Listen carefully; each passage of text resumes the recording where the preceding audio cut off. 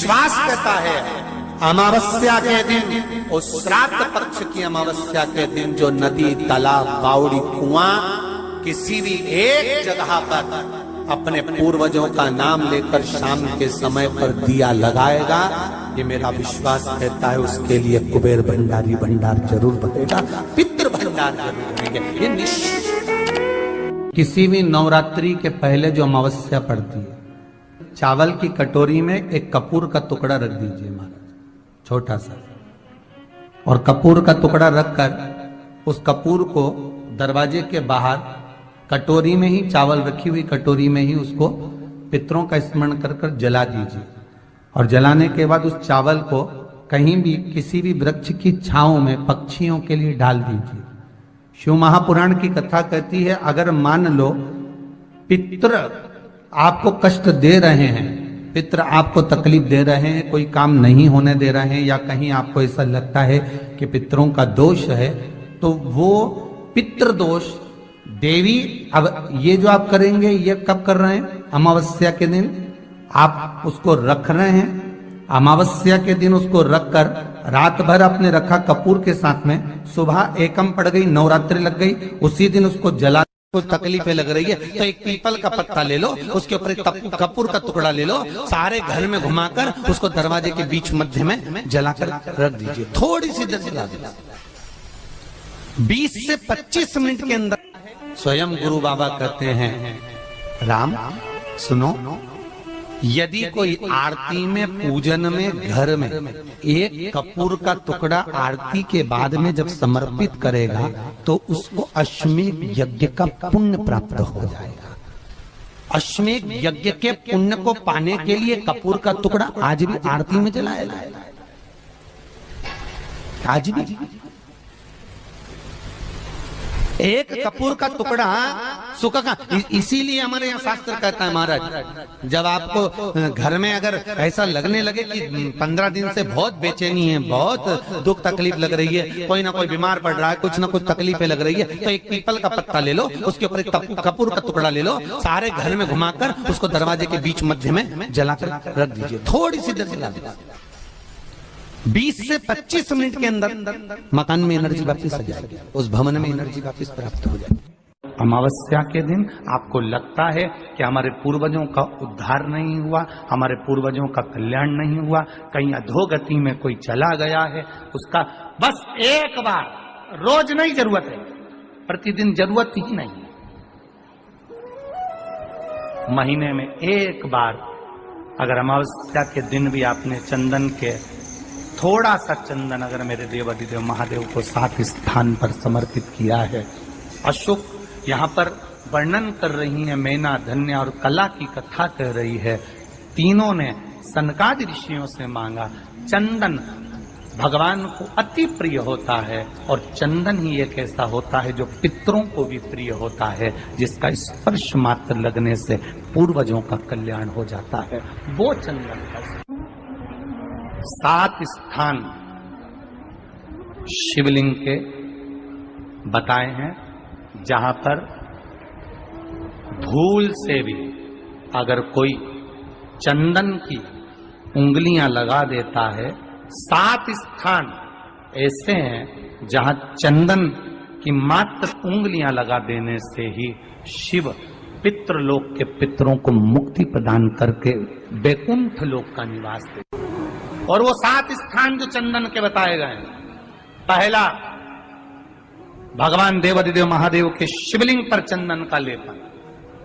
समझ लेना जरा बहुत अच्छे से। आपको लगता है स्वप्न में कोई मुर्दे दिख रहे हैं, या कोई जल रहा है, या कोई मर रहा है, या कोई चला गया है, ऐसा भय लगता है। बच्चों को मानी भेजूंगी ऐसा हो जाएगा, पति को मानी भेजूंगी ऐसा हो जाएगा, कोई हमारे कोई गलत तो नहीं कर रहा है, आपको लगता है। 7 स्थान चंदन के बताएं महाराज। पहला शिवलिंग, दूसरा जहां गणेश जी का स्थान है, मालूम है ना सबको, जम के बोलो जरा, मालूम है ना सबको, जहां गणेश जी का स्थान है वहां अलग से गणेश जी बैठे, वहां नहीं। शिवलिंग में जलाधारी के ठीक सामने राइट में गणेश, लेफ्ट में कार्तिकेय, बीच में अशोक सुंदरी। तो पहला चंदन बाबा के शिवलिंग पर, दूसरा गणेश जी पर चंदन की उंगली, तीसरा षडानंद कार्तिकेय पर चंदन की उंगली, चौथा अशोक सुंदरी पर चंदन की उंगली, पांचवा जलाधारी पर चंदन की उंगली, छठा जो शिवलिंग का जल बह रहा है इसके ठीक विपरीत की ओर चंदन की उंगली, और सातवां चंदन नंदी के मस्तक के ऊपर जो दो सींग लगे रहते हैं उस पर चंदन की उंगली। ये कब लगाई जाती है? या तो अमावस्या के दिन आपको लगता है कि हमारे पूर्वजों का उद्धार नहीं हुआ, हमारे पूर्वजों का कल्याण नहीं हुआ, कहीं अधोगति में कोई चला गया है, उसका बस एक बार, रोज नहीं जरूरत है, प्रतिदिन जरूरत ही नहीं,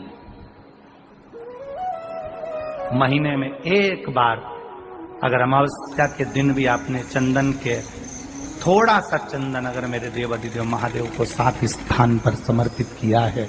अशोक यहाँ पर वर्णन कर रही है, मैना, धन्य और कला की कथा कर रही है। तीनों ने सनकादि ऋषियों से मांगा। चंदन भगवान को अति प्रिय होता है और चंदन ही एक ऐसा होता है जो पितरों को भी प्रिय होता है, जिसका स्पर्श मात्र लगने से पूर्वजों का कल्याण हो जाता है, वो चंदन का। आपके घर में पितृदोष है, आपको ऐसा महसूस होता है,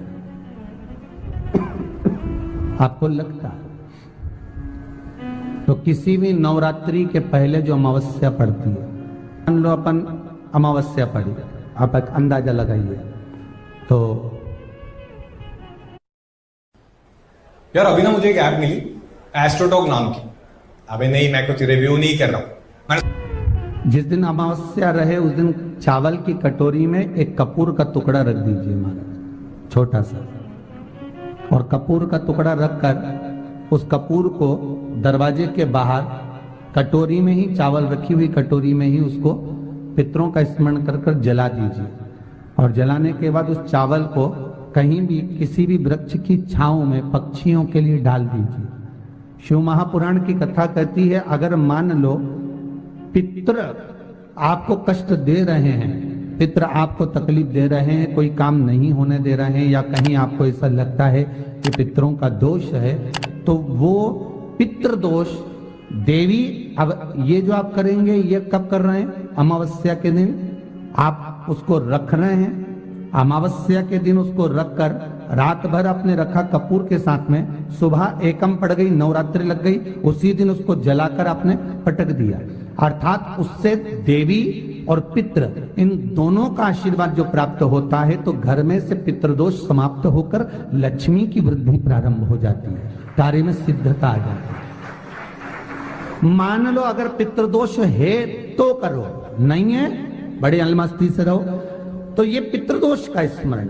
तो यहाँ शास्त्र कह रहा है कि पितरों का जो लोक होता है, पितर जो लोक होता है, उस पितृलोक में 64 योगिनियां प्रवेश नहीं करती। शिव महापुराण कर रही है, शंकर की कथा कर रही है। अमावस्या के दिन प्रदोष काल में, प्रदोष के समय पर, प्रदोष काल में शाम के समय पर जाकर किसी भी नदी, तालाब, बावड़ी, कुआं, कहीं ना कहीं जो आपके पास में हो, वहां पर एक घी का दिया, बत्ती का मुंह दक्षिण की ओर कर कर अवश्य जला कर जाना, सारे पितृ दोष समाप्त हो जाएगा। अगर नदी, तालाब, बावड़ी, कुआं नहीं है तो पीपल का वृक्ष हो या बेलपत्री का वृक्ष हो या बट का वृक्ष हो, उसके नीचे लगा दो प्रदोष काल में। पर अमावस्या के दिन लगाएं जरूर। क्यों?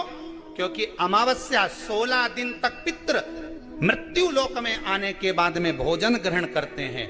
अमावस्या के दिन पितृ शाम के समय प्रदोष काल में शंकर भगवान का नाम जाप कर कर नदी, तालाब, बावड़ी पर पानी पीने जाते हैं। वहां से जल का आचमन कर कर पितृ अपने लोक को चले जाते हैं प्रदोष काल के समय पर। इसलिए प्रदोष काल में जलाशय के पास में बावड़ी, कुआं, नदी, तालाब के किनारे पर दिया लगाया जाता है दक्षिण की ओर मुख कर कर बत्ती का, तो पितृ आशीर्वाद देते हुए जाते हैं कि फलो फूलो, आगे बढ़ो, उन्नति करो, तरक्की करो। ये पितरों का आशीर्वाद रहता है, पितरों का वर रहता है। आप देंगे, कुछ करा ना करा, फिर अमावस्या के दिन उस दिन दिया दक्षिण की ओर बाती का मुख कर इनके यहाँ पितृदोष होता है, काल सर्प दोष होता है, वास्तु दोष होता है, उनको ज्यादा कुछ नहीं करना होना।